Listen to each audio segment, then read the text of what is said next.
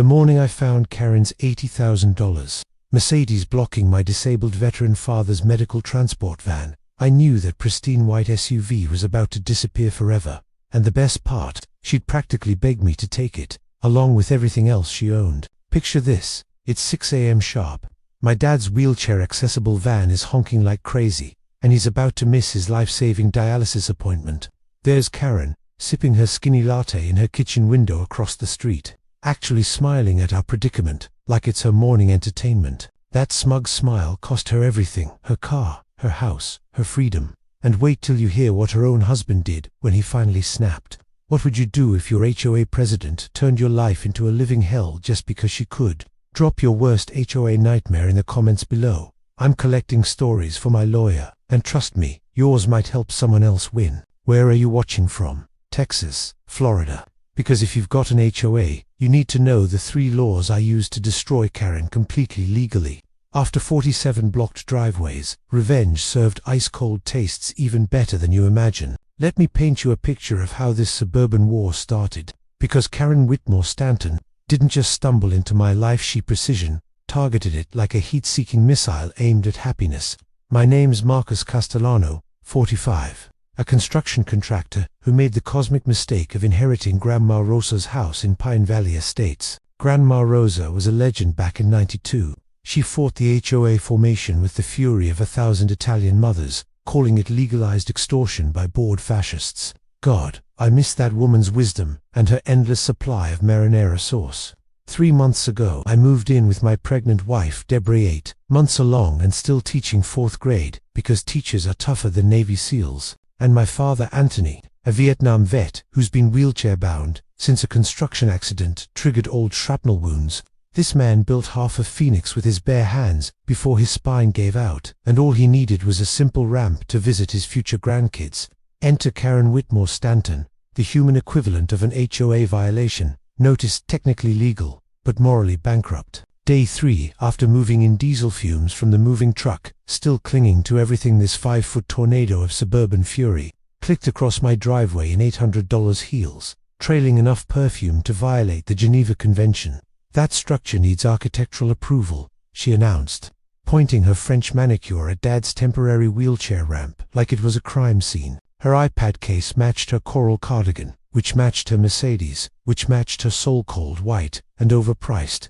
My dad needs this ramp, I explained, watching her tap that screen like she was launching nuclear codes. The committee meets in 6 to 8 weeks. She smiled, the kind that makes sharks nervous.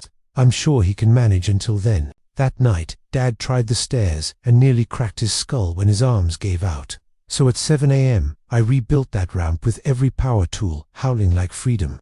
By 7:15, a $500 fine appeared on my door, the paper still warm from her printer, smelling faintly of entitlement and toner.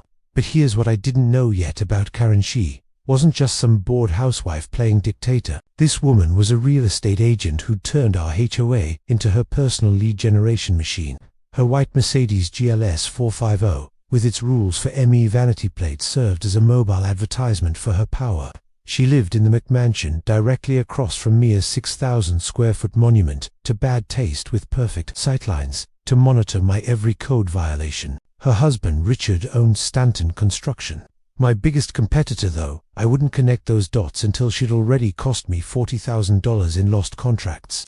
The woman had a system refined over 8 years of presidential terror, applied just enough pressure to break you without leaving fingerprints, enforce rules selectively like a sniper choosing targets, document everything in triplicate while violating federal mail laws.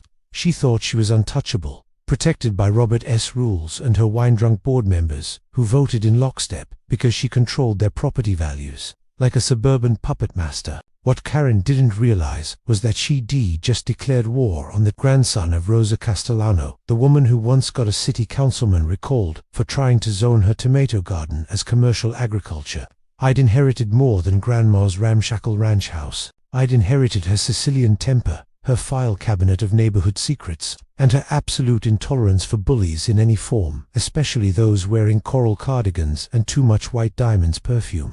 Game on, Karen. You just didn't know you'd already lost. 2 weeks later, Karen declared war on my livelihood, with a smile sweeter than cyanide. I was loading my F250 at dawn when she materialized beside me like Satan in beige polyester. iPad clutched like a weapon of mass destruction. "Marcus," she cooed, her voice dripping fake concern. "We need to discuss your commercial vehicle situation."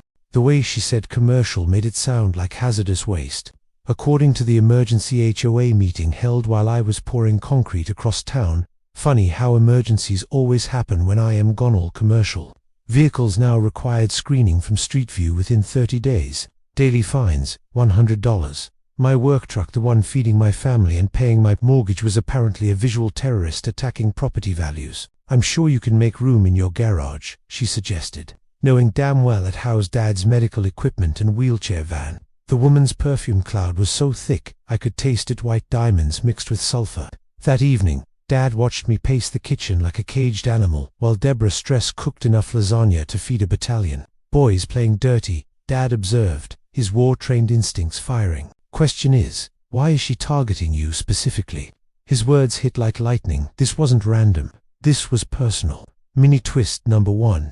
The next morning revealed the answer when 3 Stanton construction trucks parked brazenly on our street, their commercial logos bigger than billboards, completely unmolested by HOA fines. Richard Stanton, Karen's husband, my biggest competitor, who'd mysteriously won every municipal contract I'd bid on lately. The pieces clicked together like bullets into a chamber. She was using HOA rules to eliminate his competition. I spent 7 days building an airtight case, time-stamped photos, GPS coordinates, enough evidence to bury them both. Even captured Richard himself directing crews while parked in the fire lane. The hypocrisy reeked worse than hot asphalt in August. The next HOA meeting became my war room. I walked into that beige community center. It smelled like despair, an instant coffee with a phone full of evidence and a spine full of Grandma Rosa's DNA. Karen presided from her elevated throne, surrounded by her wine club board members who looked like they'd rather be anywhere else. I moved to address selective enforcement of vehicle codes. I announced hijacking the projector before anyone could stop me. The room gasped as images filled the screen. Stanton trucks, violating every code Karen had cited me for. Dates and times blazing like accusations. Karen's face cycled through 50 shades of rage, her composure cracking like dollar store makeup. "Those are temporary work situations," she sputtered, voice climbing octaves. "Your eyesore is permanent." The board voted 4-1 to uphold my fines, but their eyes screamed what their mouths wouldn't. They knew this was wrong. They were just too scared of their queen to revolt. Yet, mini twist number 2, my real ammunition came from Ethel Morrison, 82 pounds of pure rebellion wrapped in a grandma disguise. She intercepted me in the parking lot, shoving a manila folder into my hands like we were spies trading secrets. "Your grandmother was my best friend," she whispered, lavender perfume masking the scent of revolution. She knew this day would come. Article 15, Sweetie read it tonight. Her arthritis-gnarled fingers squeezed mine with surprising strength. "Rosa always said, the best defense is having better paperwork than your enemies." The yellowed documents revealed Grandma's genius, a grandfather clause, protecting all pre-existing property uses from future HOA restrictions. Our property had run Rosa's landscaping business since 1973, making it mixed-use commercial, making my truck untouchable, making Karen's fines toilet paper. Legal knowledge nugget: pre-existing use, rights override new HOA rules. Always demand to see original founding documents. Your property's history is your best legal shield. One sentence can save you thousands. I posted Article 15 on my truck window, surrounded by photos of Grandma Rosa, running her business, including one where she is flipping off the camera, with magnificent Italian fury. When Karen's Mercedes crawled past that morning, I watched her face contort behind the tinted glass, her mouth moving in what I'm pretty sure weren't prayers. She'd lost round 1, but the way her hands gripped that steering wheel told me everything. This suburban dictator was about to get nuclear. Wounded Karens don't retreat, they reload. And my driveway was about to become her favorite target. Karen's revenge started at 5:47 a.m. on a Monday because apparently evil sets its alarm early. Her white Mercedes sat diagonally across my driveway like an $80,000 roadblock while she visited the neighbor whose house was darker than her soul. My 6:30 meeting with the Johnsons, a $40,000 bathroom remodel that would cover Dad's medical bills, was ticking closer while I waited for cops, who arrived at 6:25, just in time to watch Karen materialize with Oscar-worthy timing. "Oh, Marcus, I had no idea you needed to leave. Margaret had a plumbing emergency. Margaret had been in Florida for 3 weeks, I knew, because I'd been collecting her mail. Unlike some people who apparently steamed it open for fun. The missed meeting went to Stanton, construction shocking absolutely nobody. But Karen was just getting started. Tuesday, she blocked my concrete delivery, costing me $500 in restocking fees. Wednesday, she trapped Dad's medical transport for 38 minutes, his driver honking while she accidentally left her car during urgent HOA business.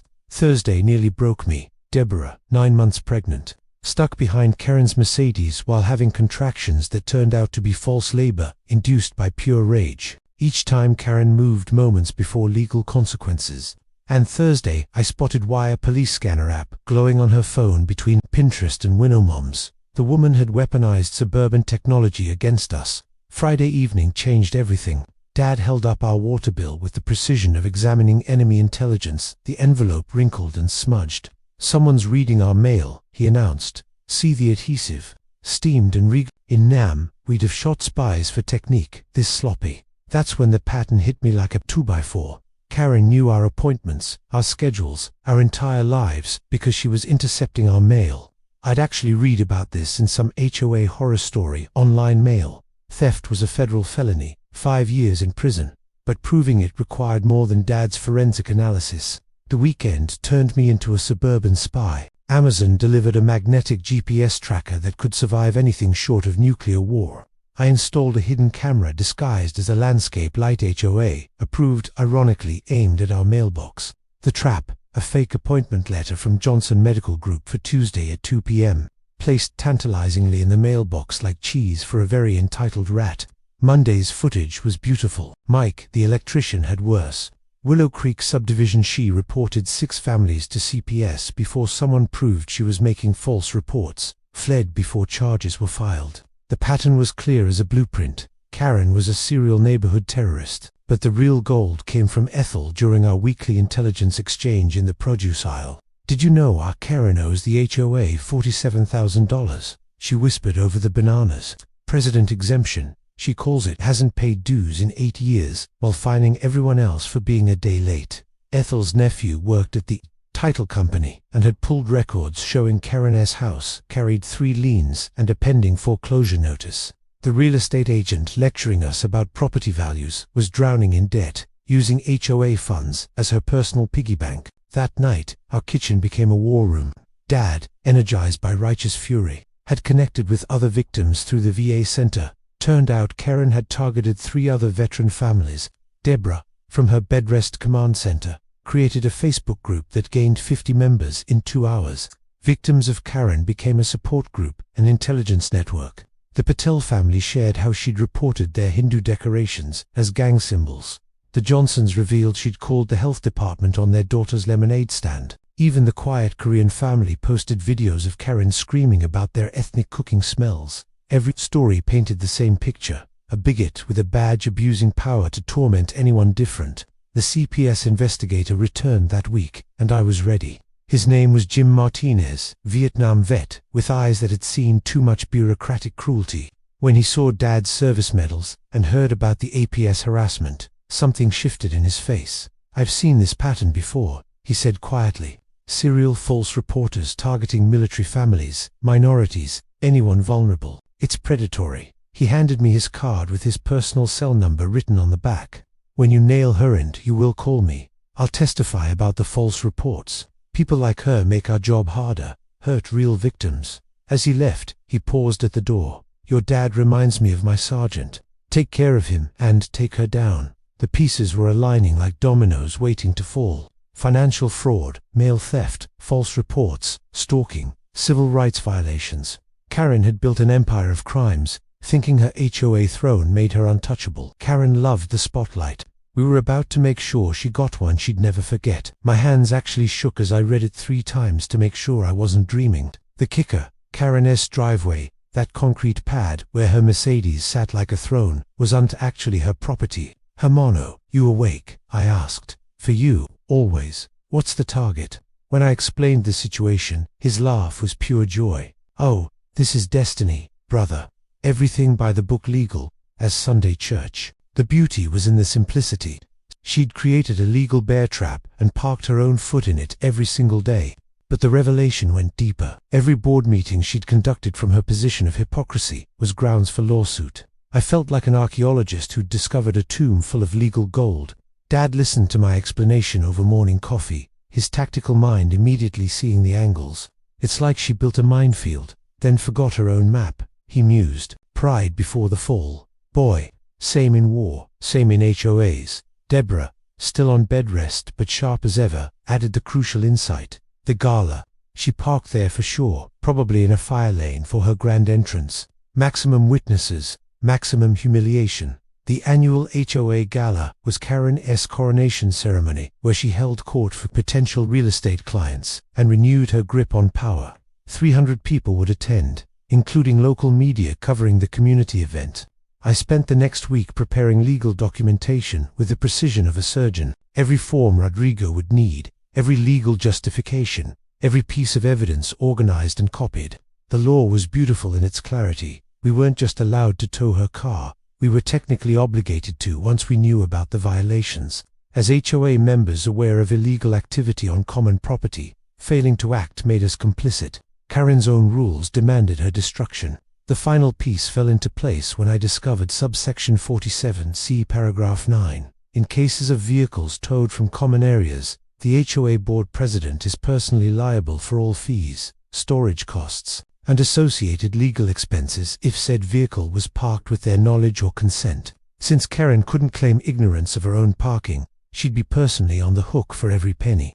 At Rodriguez Recovery's premium rates for illegal parking impounds, $500 hook fee, $200 daily storage, plus administrative costs. Her Mercedes would generate bills that would make her mortgage look reasonable. Rodrigo and I met at his yard to plan the operation, surrounded by the mechanical poetry of tow trucks and the smell of diesel injustice. "We do this clean," he said, patting his truck's hood.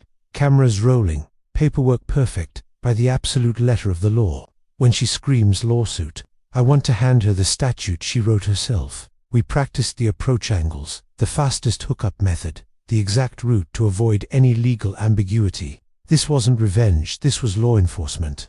The fact that it would happen at her gala in front of everyone she'd terrorized, in view of news cameras she'd invited herself, that was just karma with excellent timing. Our revolution started in my garage, which reeked of motor oil and righteous fury.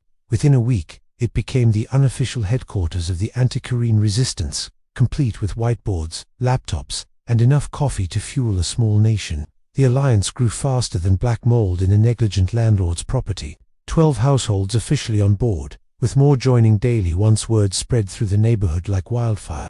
Ethel Morrison became our inside woman, maintaining her facade of harmless old lady while gathering intelligence like a geriatric James Bond. "Karen trusts me because I bring her zucchini bread," she explained, eyes twinkling with mischief. "She has no idea I've been recording every confession she makes about dealing with problem neighbors.